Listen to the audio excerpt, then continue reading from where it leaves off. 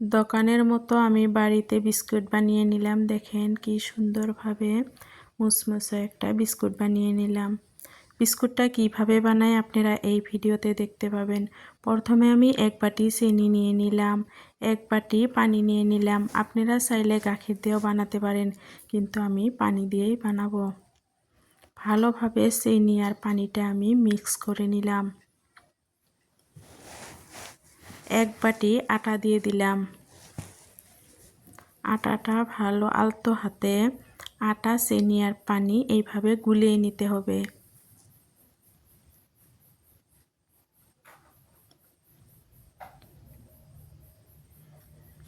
সুন্দরভাবে আমি এইগুলো গুলিয়ে নিলাম। এবার 2 চা চামচ আমি সুজি দিয়ে দিলাম। সুজিটা অল্প দিতে হবে। 1 চিমটি লবণ দিয়ে দিলাম। 1 চিমটি বেকিং সোডা দিয়ে দিলাম। দিয়ে ভালোভাবে আমি মিক্স করে নিব। এইভাবে আপনারা বিস্কুটটা বাড়িতে বানিয়ে খায় দেখবেন, অনেক টেস্ট হয়। এইবার আমি 2 চা চামচ সাদা তেল দিয়ে দিলাম। আপনারা চাইলে ঘি দিয়ে দিতে পারেন। আমার গোলানোটা অল্প নরম হয়েছিল, সেই জন্য আরও আটা দিয়ে দিলাম। দিয়ে এবার আলতো হাতে আমি মাখিয়ে নিব।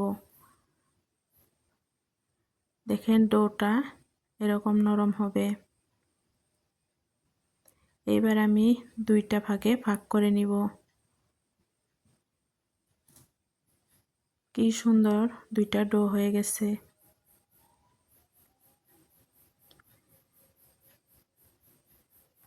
লম্বা শেপ করে নিলাম আমি। 5 মিনিট ফ্রিজে রেখে দিব, অল্প শক্ত হওয়ার কারণে। ফ্রিজের থেকে বাইর করে এবার দেখেন আমি কেটে নিচ্ছি।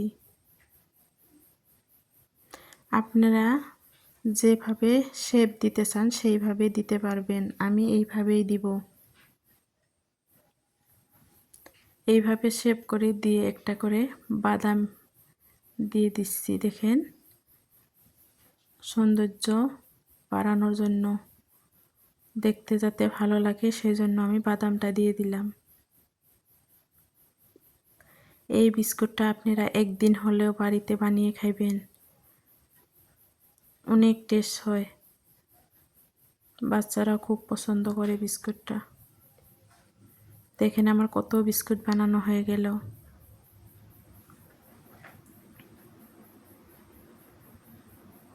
দেখেন তেলটা হালকা গরম হয়েছে, তারপরে আমি একে একে সব বিস্কুটগুলো দিয়ে দিচ্ছি।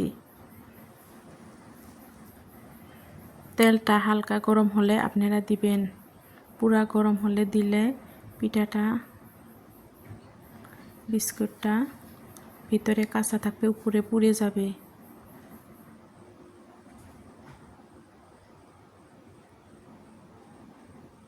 এইভাবে আপনারা উল্টাপাল্টা করে ভেজে নেবেন। দেখেন ফুলে উঠেছে, কত সুন্দর হয়েছে বিস্কুট।